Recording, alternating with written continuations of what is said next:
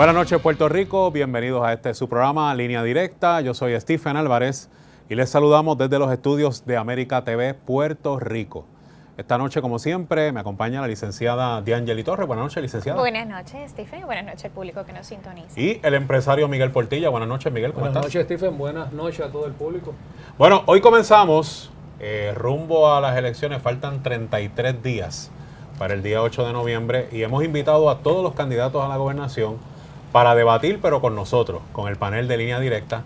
El primero en aceptar el reto, el candidato a la gobernación por el Partido del Pueblo Trabajador, el profesor Rafael Bernabe. Le damos las buenas noches. Buenas noches. Buenas noches. Bernabe, ¿cómo estás? Buenas noches. Bienvenido. Muchas gracias Bueno, por la invitación. En este primer segmento, Bernabe, queríamos hablar del tema de economía. Claro. Puerto Rico está en una situación bien difícil. Ya se constituyó la Junta de Control Fiscal, que ya tuvo su primera reunión en Nueva York. A corto y mediano plazo, olvídese del largo, corto y mediano plazo, ¿cuáles son los planes del Partido del Pueblo Trabajador si usted sale electo gobernador para enderezar la economía en Puerto Rico? Bueno, yo creo que hay que atender dos problemas fundamentales. Uno es el problema de la deuda, ciertamente, que la Junta de Control forma parte de ese problema.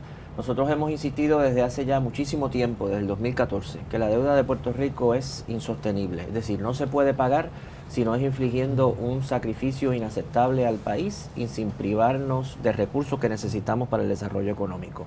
Nosotros planteamos que esa deuda hay que renegociarla, esas deudas. Y para eso primero tenemos que auditarla. Nos parece que ya existe un comité de auditoría de la deuda que debe completar su trabajo, que en este momento está paralizado su funcionamiento.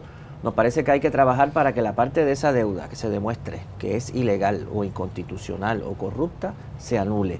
Y el resto hay que renegociarla con unas prioridades que son la protección de las pensiones, la protección de los servicios que necesitamos y recursos que necesitamos para el desarrollo económico. ¿Eso se puede hacer estando constituida la Junta de Control Fiscal? O sea, ¿da espacio para que el gobernador pueda renegociar la deuda? Nosotros pensamos que la Junta de Control Fiscal no viene con esa agenda. Nosotros pensamos que para lograr eso tenemos que desafiar a la Junta de Control Fiscal. Nuestra posición desde el principio ha sido que el país tiene que gobernarse con sus funcionarios electos. Para nosotros es cuestión fundamental recordar el principio básico de la democracia, que es que el gobierno de un país debe estar en manos de sus funcionarios electos. La política fiscal, la política presupuestaria, la política económica la deben determinar los funcionarios que el país elige. Y hay que determinarlo de acuerdo a las necesidades del país. La Junta de Control Fiscal es una entidad que nosotros no elegimos, que nosotros no podemos revocar. Eso ya es una violación del principio democrático fundamental. Yo creo que nosotros tenemos que elaborar una política adecuada con respecto a la deuda y, si es necesario, enfrentar a la Junta de Control Fiscal. Nosotros nos parece que la manera en que se concibió, la manera en que se nombraron sus integrantes, que nos parece que demuestra lo que hemos dicho nosotros desde el principio, que no representa una ruptura con el pasado, sino una continuidad.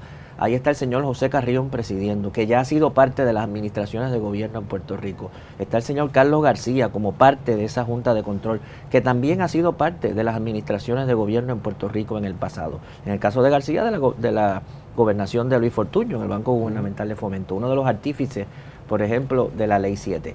Estas señores no van a traer una política nueva a Puerto Rico, van a continuar las políticas de austeridad que hemos vivido hasta ahora. Y nos parece, lo planteamos muy francamente, que tenemos que enfrentar a la Junta de Control Fiscal, que tenemos que estar dispuestos incluso a desobedecer a la Junta de Control Fiscal. Pero profesor, perdone que lo interrumpa, vamos por parte. Usted acaba de mencionar que la deuda, si es ilegal, no la van a pagar. ¿Cómo fue? Explíqueme eso otra vez. Bueno, nosotros pensamos que si hay un contrato ilegal, eso es lo que dicen las doctrinas legales, un contrato ilegal no se cumple. Un contrato ilegal tú no estás obligado a completarlo. Si nosotros demostramos y se puede... Pero un contrato ilegal, ¿quién fue el causante? O sea, cogieron el billete ilegalmente, fraudulentamente. Se disfrutaron el billete y ahora no se va a pagar. Es lo que entiendo. El pueblo no la debe pagar. El pueblo no debe pagar una deuda ilegal. Esa es la doctrina. Si usted compró unos bonos de Puerto Rico que le vendió su corredor de bonos fraudulentamente, le dijo, cómprate estos bonos, que estos bonos son buenos.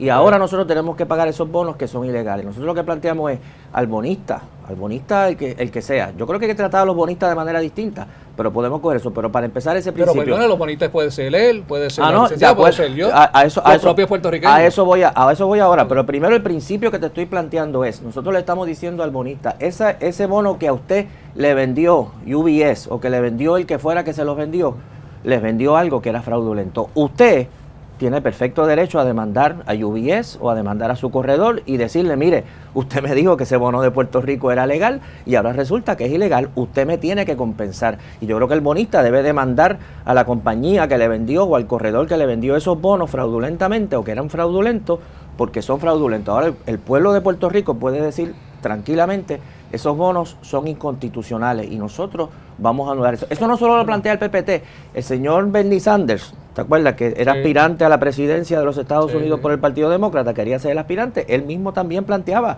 hay que auditar la deuda y la parte que sea ilegal, como dice en inglés, put aside. Ahora, yo estoy de acuerdo contigo, nosotros tendríamos, si la ley lo permitiera, que desgraciadamente no lo permite, pero te planteo ahora cómo podemos quizás darle la vuelta a eso.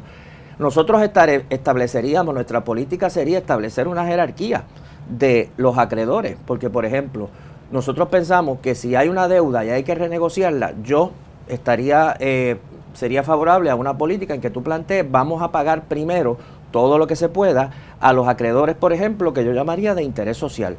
Los planes de pensiones que hayan puesto bonos, las cooperativas que hayan puesto, los acreedores que se demuestre que efectivamente son personas de medianos o bajos ingresos, que de esos bonos depende su retiro, depende, ¿verdad?, su ingreso, etcétera. Yo pondría eso primero en la lista. Pero está siendo selectivo. Y en principio claro, sería la misma sombrilla para todos. Bueno, está bien. Bueno, yo lo que estoy planteando es que yo sería selectivo y lo planteo claramente.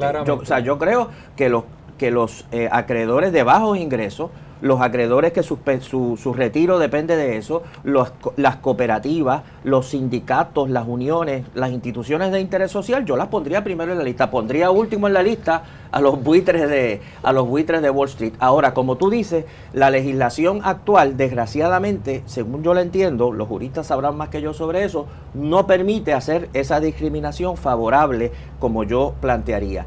Aún así, tú puedes crear programas en los que tú plantees, nosotros no vamos a pagar esta parte de la deuda porque esta parte de la deuda hemos demostrado que es inconstitucional. Ahora bien, vamos a crear unos programas, en parte con los dineros que podemos recuperar de no pagar la deuda, vamos a crear unos programas para apoyar las cooperativas en Puerto Rico o para apoyar personas de bajos ingresos que se vean negativamente afectadas por esta situación. Y tú haces lo posible por compensar, evidentemente, algunos sectores. Y son programas a los cuales no van a estar disponibles para los grandes buitres de Wall Street. El mercado de bonos y de los inversionistas y de las acciones, cómo funciona es cuando viene el propio gobierno, le hace la presentación a usted que es UBS, y UBS lo que hace es mercadearlo, o sea que al final del camino, la demanda y quien va a pagar el billete también va a ser usted si fuera el gobernador. Mira, ahí, es el propio gobierno. En algunas de las demandas que hay actualmente contra algunas de estas empresas, hay un video que está disponible en internet, tú lo puedes buscar, del señor Miguel Ferrer, cuando era funcionario, donde él está hablando con su equipo de vendedores, y es impresionante, deben buscarlo, está en internet, lo pueden oír, donde ellos mismos, los vendedores, le dicen, nosotros no podemos vender estos instrumentos, porque estos instrumentos son muy problemáticos, son muy dudosos, y él les dice, ustedes tienen que, de eso habla de una manera muy vulgar, ustedes tienen que levantar cierta parte de su cuerpo de esta silla y salir a la calle a vender esto, porque la gente está deseosa de comprar instrumentos. O sea, que tenía conocimiento. Él sabe, él le dice, mire, ¿verdad? Y entonces usted tiene que salir a la calle, ellos salen a vender eso. Por esas prácticas, olvídense de Puerto Rico por un segundo, por esas prácticas especulativas de vender deuda que se sabía que no se iba a poder pagar, es que se dio la crisis global del 2008. Ustedes recuerdan la crisis global del 2008, que se descalabraron todos los centros financieros internacionales, y se descalabran precisamente porque por años se estuvieron vendiendo deudas e instrumentos de deuda que supuestamente eran buenos, que tenían rating de AAA, y después resulta que todos estaban basados en hipotecas o en préstamos que la gente no podía pagar. Y cuando la gente dejó de pagar, se descalabró todo eso. Profesor, rapidito, estaba escuchando a la candidata a comisionada reciente de su partido esta semana, en la cual planteaba que su postura y posición sería buscar la manera de que la Junta sea anulada. escuchando y tiene muchísima validez, pero ¿le parece que posterior a que ya en efecto está esta legislación federal corriendo, le parece que este es el momento para ir contra ella, no en el momento en que estaba siendo evaluada, vistas públicas? ¿Le parece que es real que en este momento podamos oponerlos a ella y tener éxito en ello? Bueno, yo creo que es real.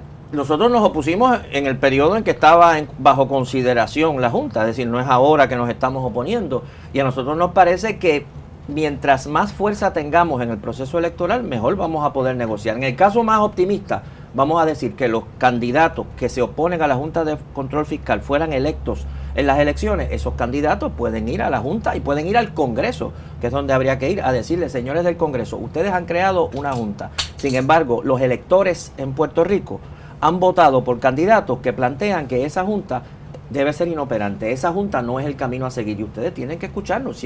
Si para ustedes la palabra democracia significa algo, si no es una palabra de domingo, aquí la gente ha mandado su voto, ha planteado con su voto que nos parece que esta no es la solución a los problemas del país. Pero yo creo que eso va a depender, como te dije, de la movilización de la gente. Hubo un momento dado en que en Puerto Rico, sé que ya nos vamos a la pausa, pero en Puerto Rico estaba la Marina en Vieques y se iba a quedar en Vieques y era absolutamente necesaria para la defensa nacional de Estados Unidos. Eso se planteó inicialmente. La gente se movilizó y la Marina se tuvo que ir de Vieques. Así que uno puede cambiar la realidad no es inmutable. Se Pero puede usted transformar. piensa que la Marina se fue por la movilización. Vamos a hablar, sí, yo creo que sí. Vamos a hacer una pausa. Absolutamente. Cuando regresemos tocamos un poquito más de este tema y también vamos a hablar de educación. Regresamos en breve.